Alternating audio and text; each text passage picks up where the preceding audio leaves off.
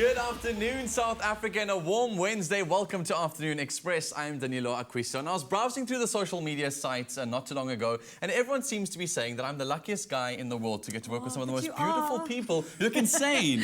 Thank you very, very much. My name's Jeannie T. Welcome to the show. Remember, for all of the details about what we wear on the show, you can visit our Facebook page and our website, which is afternoonexpress.co.za. Now, today we have an amazing show lined up for you because we are celebrating all things South African and proudly South African. Like, for instance, what is your favorite South African thing? Oh, man. If anyone ever asked me, it has to be our weather and the women. It's the two biggest, best things about our country. It has to be. For me, it's the way it smells after it rains. Oh, yes, that grass is beautiful. It's the only country in the world that does that. But we also have incredible musicians. And today we're celebrating one such. His name is Vuyo Katsha. And he's a multi-instrumentalist. Yeah. He's got marimba drums. He's got everything, you name it. And he's going to be playing in the loft for us today. Also joining us in the loft today is the family of iconic apartheid activist Bram Fischer. They're here to celebrate as ambassadors of 67 Blankets for Madiba Day. Their story is incredible, and just to celebrate that man's life, I mean, he was obviously very involved in the Rivonia trials, and with Nelson Mandela, he was a lawyer from Nelson Mandela too. So it's going to be an incredible story, loads packed into the show today. Absolutely. Also, April is Autism Awareness Month, and we're going to be chatting to a wonderful lady who's going to explain a little bit more about this very misunderstood disorder. And for a while now, aren't you happy that you're not Baron and stuck in the kitchen? Yes. Hello, Bonnie. He hasn't Bonnie. been banished to the kitchen today. Welcome, South Africa. I'm Bonnie Booty. We're in the kitchen today. Clem and I are celebrating South African cuisine. And today the question we're asking you is, what is your favorite South African meal? Hit us up at Afternoon Express, on our website, Afternoon Express, on Facebook, Afternoon Express, or on Twitter, at Afternoon Chat, #Afternoon Express. Well, in keeping with the theme, today we're making Nkhuku, right? We're making Nkhuku sliders. Which is a spin on Southern Fried Chicken. And come on, it's called Southern Fried Chicken already. Nkhuku means chicken in Zulu, right? So why is it called Nkhuku? Yeah, and why the are you insisting on calling it Nkhuku and not chicken today? We're banishing the buttermilk and bringing on the amasi. Viva amasi. Viva amasi. Amandla. I think amandla. So absolutely, Okay. I'm so excited about this. This is my recipe using amasi instead of buttermilk. It is insanely good. It's awesome. You're going to love it. Is it amazing? Did you have it as a child, or No, is it a only family recently recipe? found out about it, and now I love it. Wow, that's Yeah. amazing. Well, I can't wait to taste it. Pop over to our website, afternoonexpress.co.za, for the full recipe and shopping list. Let's head back to the couch and meet our first guest with Danilo. Indeed, it's so exciting to be celebrating local on the show today, so I hope you guys are going to sit back, relax, and enjoy the live version of Afternoon Express right here on SABC3. Our first guest is somewhat of a musical prodigy. He studied African music and dance at UCT, and some of the instruments he can play include the marimba, xylophone, djembe, as well as the mbira, or thumb piano, some people might know it. The only thing larger than his instrument collection is the personality of the man himself. Joining us in the loft is Vuyo Katsha, and it's such an honor to have you. Yeah, thanks. Vuyo, you've worked with one of the guys who I've so loved in African music scene. He's one of my favorites of all time. I was going to say, oh man, I've just dropped his name, lost his name. No,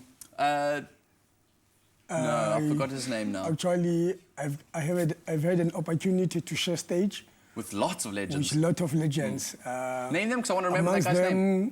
Yosundu. Yosundu. Yeah, What an absolute talent. Yeah, Ismaello and Shakhendigello from Senegal. Through the opportunity of traveling with Amambondo, the well-known marimba band in South Africa. Yeah. So this cultural love of yours for African music must have really started from a really young age. Tell us more about where that all began, because I mean, within families, I love the fact that music is passed down generation to generation. Was it always in your family? Basically, since we never had a formal training in African music at the time, the love of arts with me started when I was very young. So my first activity was Kambu dance. Sure. So when other children were playing toys, we used to collect plastic gumbots and we create our own entertainment at the backyards of our house. Sure. And we had a small group at the time in the 80s called Manganga Gambut Dance. So it all started from there. Then after the Gambut Dance, we met a guy called Andy Lesio, which stays closer to my neighborhood. He's manufacturing marimbas. When we started to play marimbas, and from there we started exploring further. So through through following my passion in music, the taste of music then started changes, and we got different influences from different parts of the world. Sure. Because I had an opportunity of traveling almost many continents at the early age. Yeah. What was that experience like? I mean, traveling the world at such a young age, going to explore all these different places, just purely because of your talent. Was it part of it surreal, part of it missed home? Yeah, definitely. Some of these trips were never too long, but we just went for my first trip was sometime 1991 to the International Children's Festival in Canada, which is Vancouver. I traveled with a band we used to be called the Heshupeshu, which mainly originated in Langa. So we went to Canada, and after that, we came back. Then we started collaborating with other artists. And obviously, through traveling, the taste of sounds starts to change, you know, and you develop other influences. And now I just began to love other instruments because we meet different kinds of lineups in the festivals over there. I have to ask you, how long does it take you to pick up a new instrument and learn to play it as well as you do? I never really calculated, but I just told myself, I mean, everything depends on the amount of love you have, you know, with music. And if you tell yourself anything is possible, if you are willing to work, you just need to follow your passion and believe in yourself. Beautiful, man. I love that so much. Cheers. As an expert, as a guy who really has come from a place of trying to explore the sort of cultural aspects of music and really taking on the traditional side of music in our country, what is the state of cultural music and traditional music in South Africa, in Africa, around the world? Is there a big demand for it? At the moment, in South Africa, there's a huge demand of music from outside. I can say, I mean, truly speaking, there's a huge, I mean, we have a huge recognition and we get great respect when we travel to other countries. It's like you can't, for example, go and perform opera in Italy. It's originated there. Yes. You need to bring something different in that community. Hey, well, from a man who's traveled the world and learned each instrument from each different aspect of the world, you've also gone out and learned other ways of performing different instruments at the same time. Yes. Which is fascinating. Which ones have you brought with you today? Which instruments have you got with us today? Okay, here with me I have tama, which is talking drum. It's mainly originated from Senegal.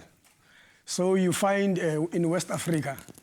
So you find different kinds of drums in Africa, like starting from here in South Africa, we have djembe. Djembe is mainly originated in West Africa also. Sure.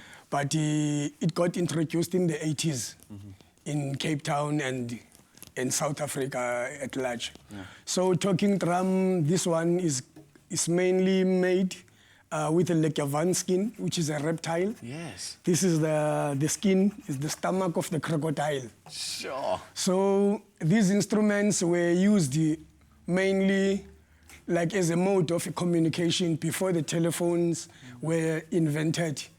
Because you will find someone, if someone is passing a message to another village, they will use a drum to tell if there is a war coming, or there's a wedding, or something good is going to happen, or maybe harvest.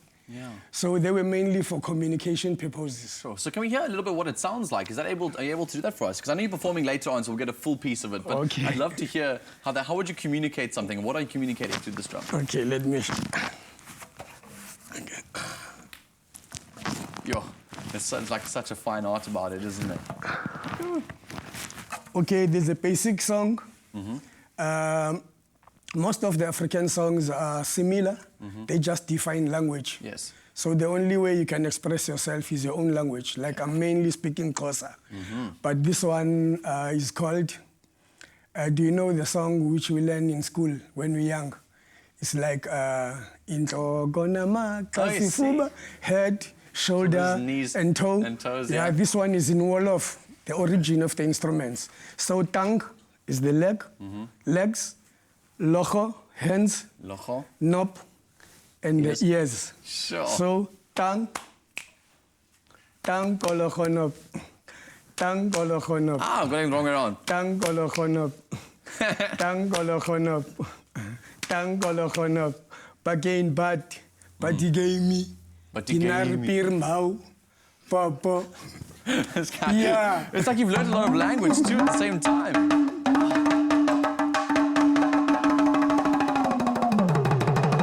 Yo.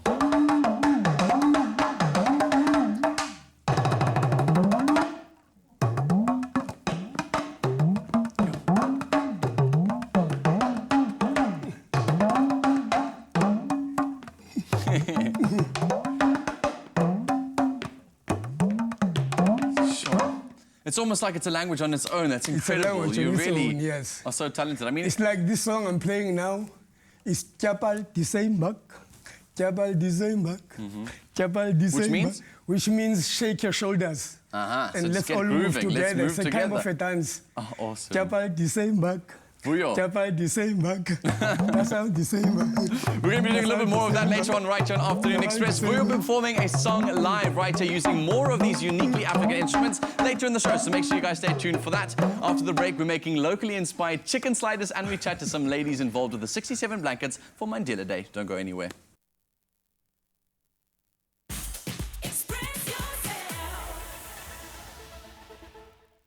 Welcome back to Afternoon Express. We're in the kitchen about to make our Nkhuku sliders, right? Yeah. Our mini Nkhuku sliders.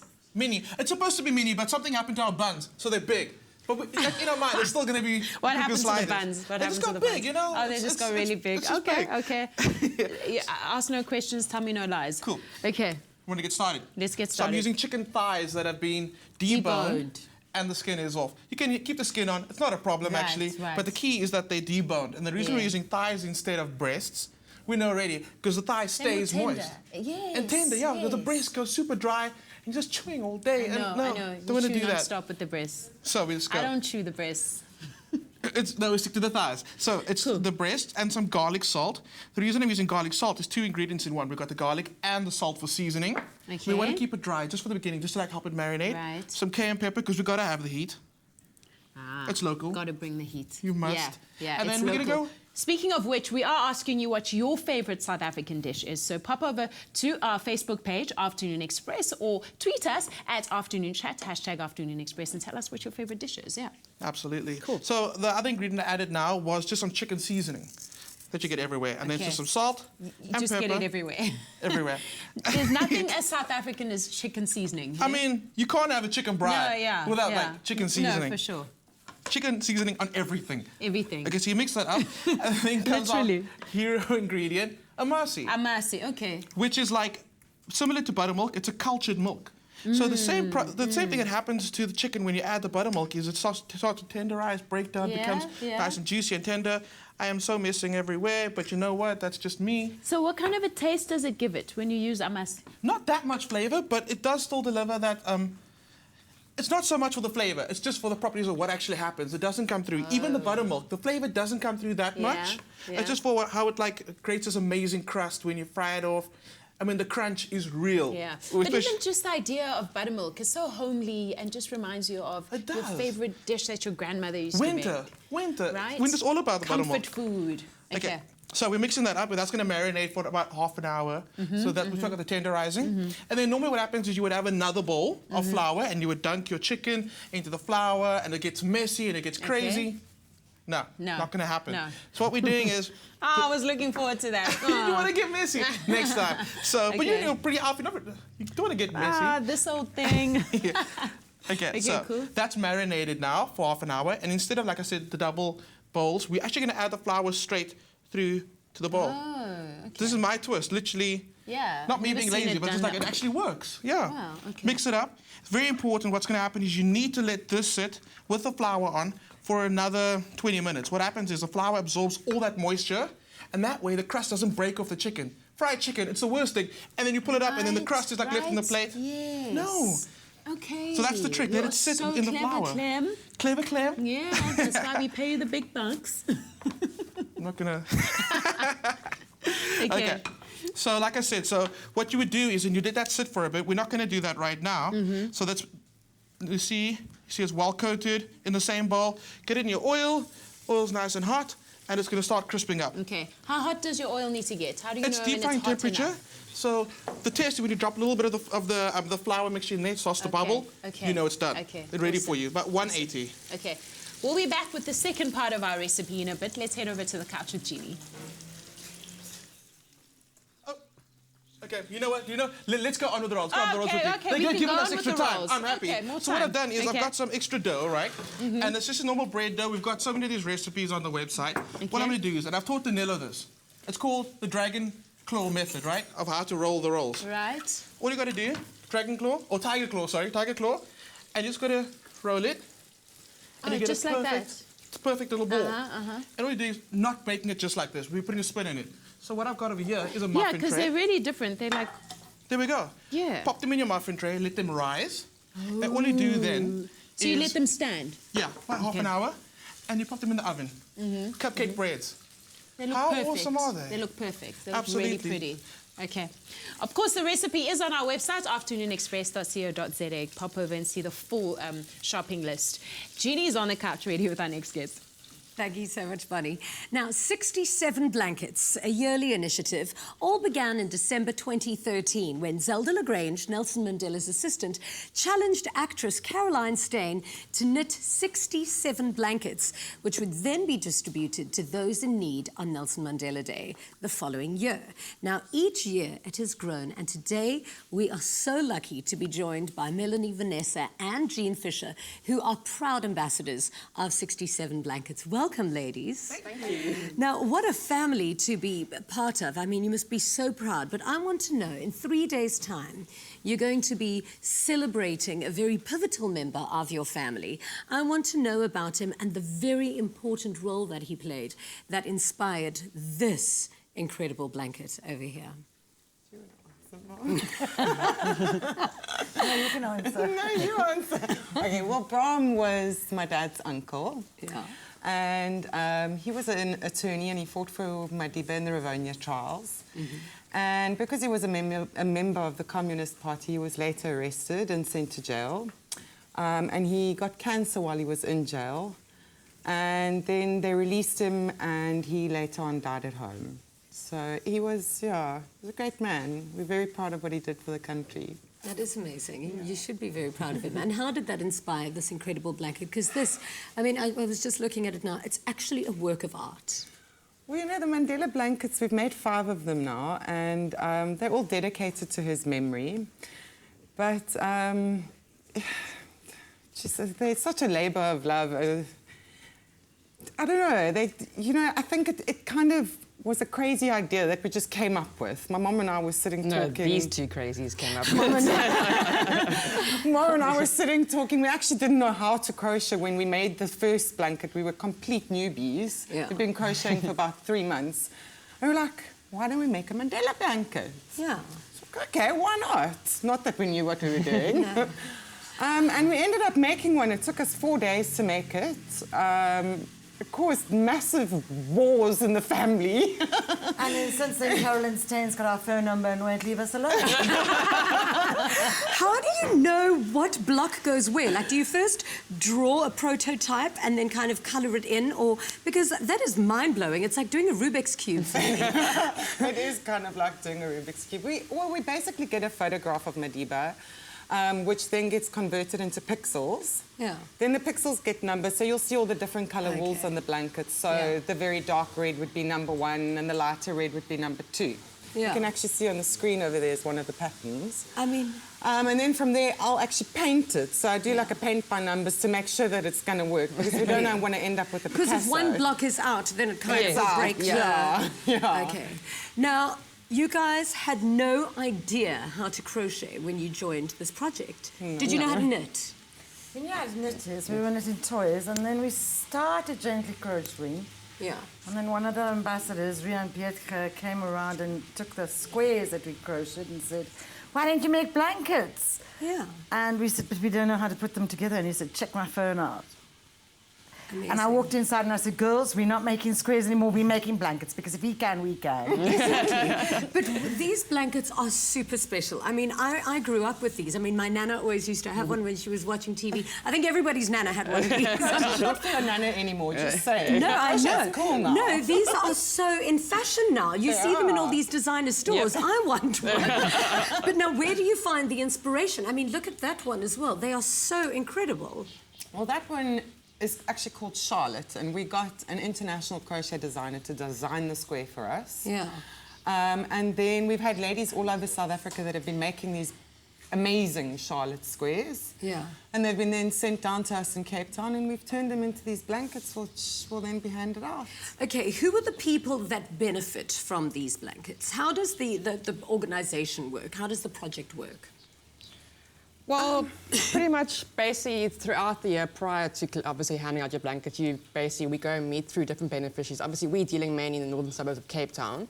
And I think we've got about 10 or so different beneficiaries, and we go visit them, you know, make sure everything's okay, and then we send the applications into Joburg and they give approval, and then basically between May and August this year, we basically sort out all our blankets for those beneficiaries and go through to them, and we've got some halfway houses, we've got some orphanages, some old age homes, and yeah, so that's going to be our main focus between May and August. It must be incredibly rewarding and quite cathartic, because you can see you guys are in the zone. We're always in the zone. We want to beat India on Friday, so these blankets are going with us. Okay, so you guys so had we've got to finish them. You had the world record, and then this concept, I suppose, went global, and now the Indian ladies have got the world record. Yes, not but for now long. you're going to take over the title. Taking it right Yes, back. Friday we're taking it We back. will do it, and we're going to do it at the World Cup. And Okay, we're how? going What to- does it take? What do you have to do in order to beat them? 12,000 square meters. How many have you already done?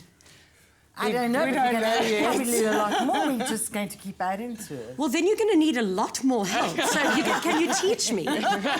Okay, how do you do this? I can't say. I think knitting was inside around, inside out.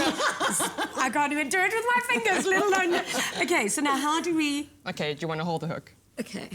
Okay. Oy. But you know, if we Oh, teach I've you already how got to anxiety. crochet- If we Then you teach have you to how to make us a crochet, then you're going to blanket. have to pledge the blanket. I can possibly pledge a square. No, possibly. You have to. We'll No be back, pressure. I promise. Okay. Yeah, hold your wool, take it Yeah. off the blanket and hold it in your left hand. Okay. Okay. You're going to hold your hook. So basically now, let me just help you hold it, yeah. Yeah. Okay. Okay. You're going to yarn over, Yarn over. push hook through it the hole, under. and pull through. Okay. Yeah. Then pull your wool over again. Yeah. And pull through. Just turn your needle slightly so this tip is just facing down. Wait. Let it come. You need YouTube. I'm going to stick to what I know. But you've got a funny name for them. The ladies that knit are called? Knitwits. Knitwits. And the ladies who crochet are called? Happy hookers. There you go! I'm obsessed with you, and I'm absolutely obsessed with the work that you do. A little later, we're going to find out how we can all get involved and maybe pledge some squares and blankets and blankets. There you have it. Crocheting is so easy. So you have no excuse not to take part in this wonderful initiative. If you want more information, and I really hope you do, then head over to afternoonexpress.co.za. You have to make a blanket for such an amazing cause. All of the details will be posted there. And after the break, we turn our attention to autism, which in South Africa is still a very misunderstood condition. We'll be right back.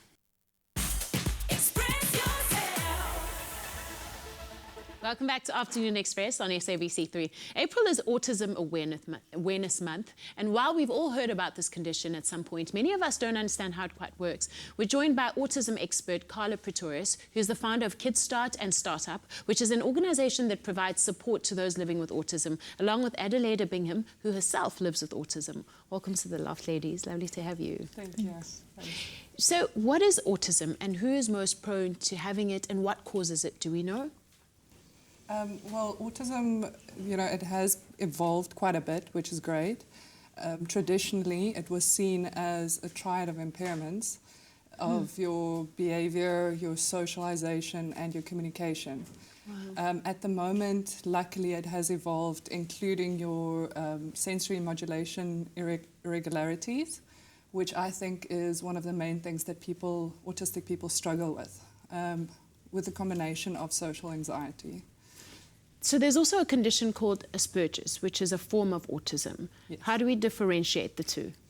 Lately, they've actually included all of it under the same spectrum, but I do feel that it's very different than classical autism, being classically autistic.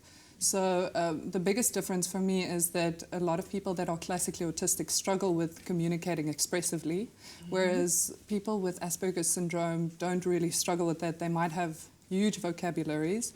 They're highly intelligent. Both groups are intelligent, but it's just a bit different. So you can see if somebody is classically autistic more often. And people can be diagnosed with autism from as young as 2 years old. As a parent, how does one know that these are the symptoms? Because the symptoms vary so much and they're different in different people, right? They manifest themselves differently. So what are the main ones that we can recognize and say, okay, this is autism and I need to take my child for testing?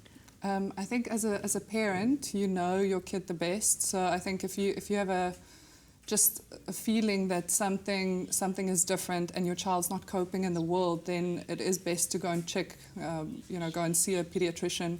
It's really important to also see a pediatrician that knows about autism and go for a second opinion and a third opinion, because autism is not the worst thing that can happen to you. It's actually, most of my autistic friends teach me something new every day. So I think it's having that diagnosis, but also knowing that getting a diagnosis of autism is not a bad thing. It actually just helps you to understand that you need to go for support, probably, and that you can live an independent life. Adelaide, you've lived with autism your whole life. How old were you when you were diagnosed?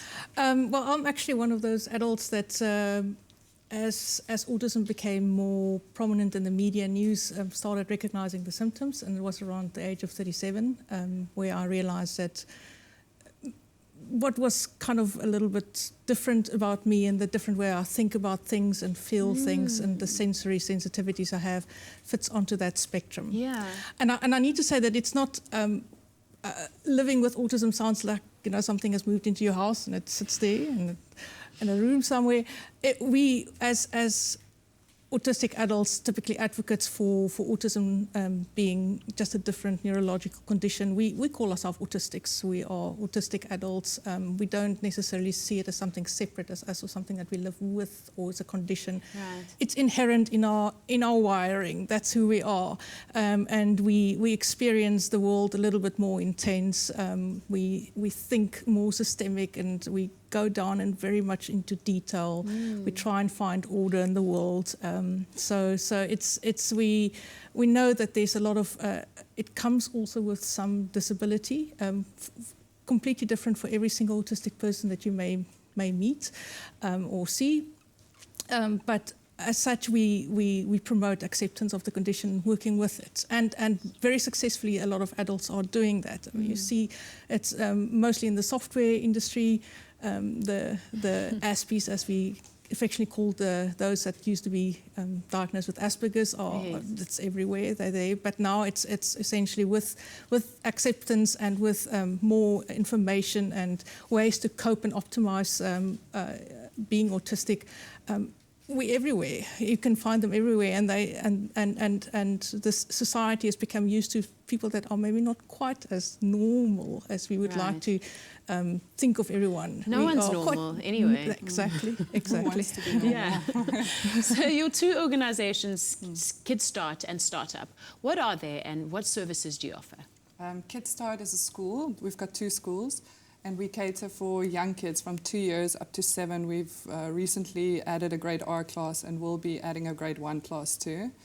We mainly focus on optimizing, like Addie was saying, optimizing autism. We find out what the kids' passions are, what their interests are, and then following their lead in exploring if we can't later on create a career opportunity for them in their interests. So we don't try and change them. Which I think is a big difference to the traditional way of working with autistic kids, where a lot of people wanted to fix them, and there's no need to fix them. I think we should rather try and fix society a little bit. Always. So that's Kickstart. So we work up to 7 years. And then Startup started because there was a need for people after the age of 18, autistic people going into a workplace environment. So we work on transition skills, we work on coping mechanisms, on how to go to different work environments and actually just coping in it. Yeah. And it's minor accommodations that we need to do from both sides. So it's from the organization's point of view and also the individual that goes into the environment. Are there particular workspaces or careers that are most beneficial or where autistic adults function best in? And what has been the success rate in placing adults with autism? Yeah, definitely. I would say it is IT, like Eddie was saying. You know, that's the major one. Engineering, those kind of all the clever structured. stuff. Yes, exactly. So a lot of the structured environments where you know what's coming next. One of my clients told me, I look at a computer and I tell it to do something and it does it. And that's always the case with the computer. Whereas with a person, they always react differently. And that's when the anxiety increases because you never know what to expect. So, so it's definitely IT, engineering, a lot of repetitive work as well. A lot of my clients actually function really well in repetitive work situations. And the success rate has been really good. Companies are opening up. Because they see the added benefit of employing somebody that's autistic. Because there are so many benefits. They're loyal employees, rule regulated, which I believe is a good thing. But they do see things outside the box, and they find solutions where us, the regulars, don't always find the solution. Yeah. Well, thank you so much for joining us and sharing. Thank you for the chance. If you want any more information on autism or how to get in touch with Karla's organizations, then head over to afternoonexpress.co.za. After the break, we're putting the finishing touches on our locally inspired chicken sliders, and we have a very special surprise in the kitchen, all the way from the Czech Republic. You don't want to miss this. We'll be right back. Welcome back to Afternoon Express, live right here on SABC3. So the most exciting thing you've seen on your TVs of late is that Win a Home has finally partnered up with Afternoon Express, so we're giving you a chance to win a home. So to get closer to the action and get a taste of the grand prize, visit the Win a Home stand at Decorex Cape Town. It's happening from 29 April to 2 May this year. There you can meet the 3 contestants before they've officially been announced on TV. You can experience a taste of the beautiful high design that you can look forward to on Win a Home, and you might even get to meet me, because I'm going to be there at the store making sure that you guys are all comfortable and enjoying the process. Now today we're also giving away double tickets to Decorex Cape Town. To enter, SMS the keyword Express, your name and city to 33728. Those SMSs cost R1.50. T's and C's apply and can also be found on afternoonexpress.co.za. We look forward to seeing you guys there, or I should probably say we look forward to check you there, because there's a check in our kitchen. Well, we look forward to going to Decorex to meet Danilo ourselves. I can't wait. That'd be amazing. Okay, what do we have here now? Okay, so our chicken is fried off. We've got our buns. It's a little smaller, but hey, it happened. So we can just slice those open. You keep explaining the buns. I think it's so... But you know what? Who's going to complain? I think they look perfect. There we go. Okay, so what's going to happen now? What you could do is toast these in the pan first, right? We're not going to do that today. What I'm going to do is, let's start with the sriracha mayo. So we're going to bring some spicy element through. It's just sriracha sauce. How hot do you like it? Very hot. There we go, all of it. So sriracha sauce into some... I'm just being brave on TV. I actually like it a little bit hot. It's fine. In the mayo, that's that simple. So it's going to be our creamy element and our spicy element. Again, 2 ingredients in one. Okay. Just going to dot that in there. So what I'm going to do is, I've got to make Smells more than really one. strong. Yeah. It's not. It's more just a fragrance of the chili and the garlic. Being so careful not to cut myself because the weirdest things happen on live TV. Okay. So I've got some pickles, and the pickles is just to cut through that creaminess again, and the richness of the chicken. So it's a bit of acid we normally add. You know, we always add lemon on things. To balance the flavors. Hey, look at that. Yes, I've learnt a lot here on Afternoon Express. You have. I think I'm in trouble. I might be losing my job here soon. Okay. So sriracha mayo on. Okay. I don't think that's the base, but anyway. So let's go chicken first. So you can see what happened. The chicken's got this amazing crust in it now, and it is crunchy, and that's what you want.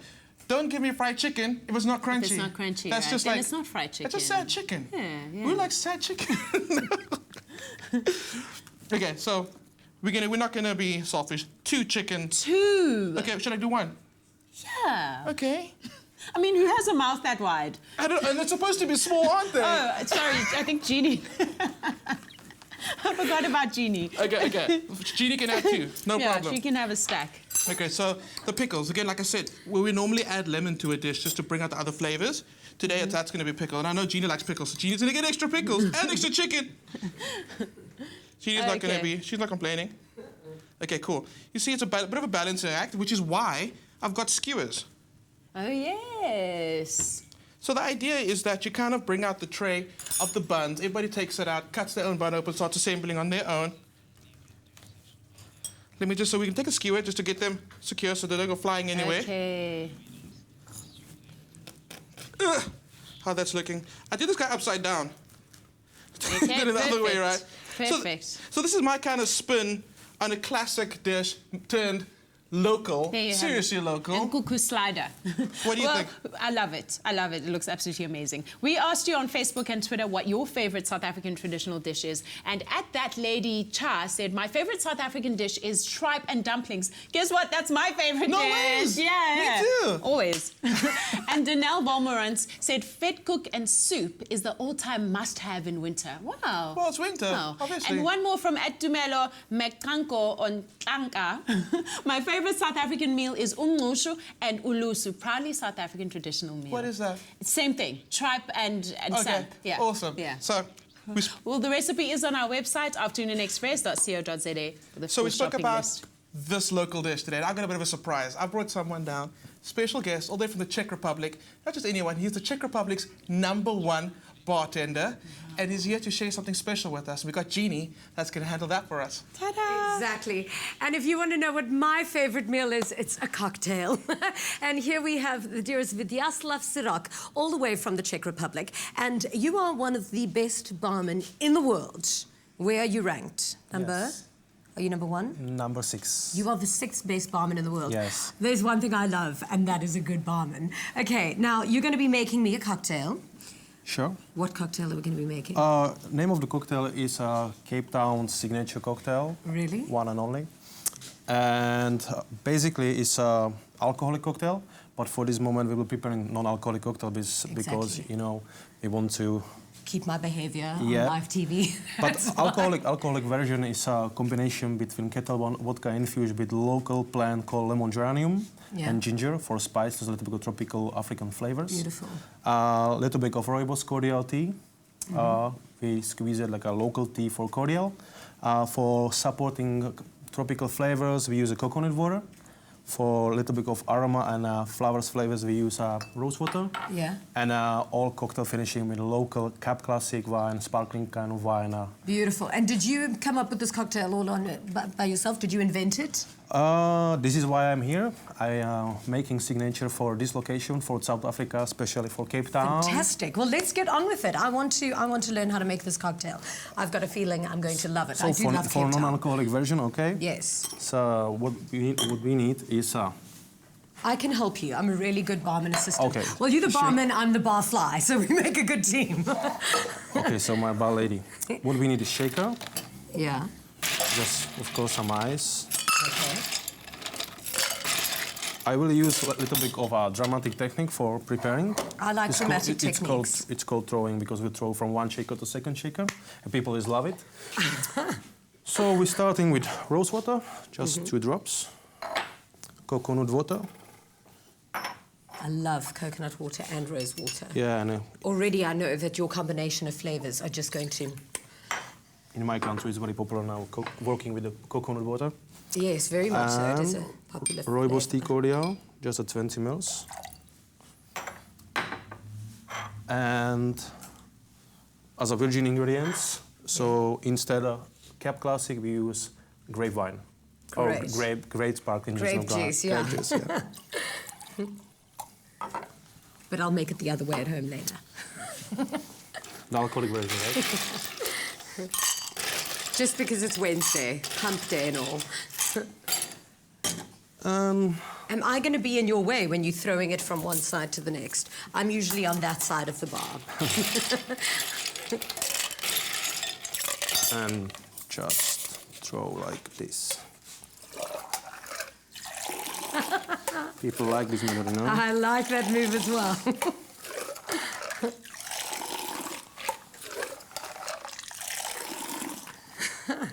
I used to do that in the bath as a kid.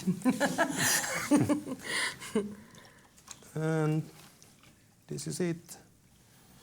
There you go. And now you're throwing in all of these delicious... And we're garnishing with the special local ingredients, lemon geranium. Lovely. Very citrusy. Smells gorgeous. And rose petals. Oh, it's absolutely a creation. Thank you so much. May I taste? Yeah. Cape Town one and only signature for you. So, do you like that it? is absolutely delicious. You know, in South Africa, we have a language called Afrikaans. And when something tastes that good, they say, dit proe so goed, dis soos 'n engel het op my tong gepiepie. Did you Okay, I don't know what understand? you mean, but thank you so much. This delicious recipe will be on our website, afternoonexpress.co.za. I recommend you go and make it because it is absolutely delicious. It is so refreshing. Vitya, thank you so much for coming to our country. This is amazing. You've done us like it? justice. I love it. Thank you so much. After the break, we'll be giving away some of the eccentric multi-instrumental Vuyo Katsha's latest album. So stay right there. Welcome back to Afternoon Express. Now, last week, we kicked off our Glade series by looking at the association between sense and emotions. And for those of you in Cape Town who want to experience this firsthand, from the 22nd to the 24th of April, Glade will be hosting a scent gallery at the Old Biscuit Mill, where you can appreciate the art of different scents. For more information, obviously, visit our website, afternoonexpress.co.za. And tomorrow on the show, Debbie Hall, together with Glade, will take us through the process of turning our bedroom into a place of luxury. Oh, You don't sounds want like to such miss a cool it. episode to be involved with. Now, we're about to enjoy the beautiful sounds of Vuyo Katsha, but if you want more of this amazing music in your life, then make sure that that now's your chance, by the way. We're giving away a really cool copy of his CD. Here it is. It's his latest album called xylophone. You can SMS the keyword music, your name and city to 33728. Those SMSs cost R1.50. T's and C's apply and can be found on, obviously, our website, afternoonexpress.co.za. Here he is now with a song called Nkhuku, dedicated to the grandmothers.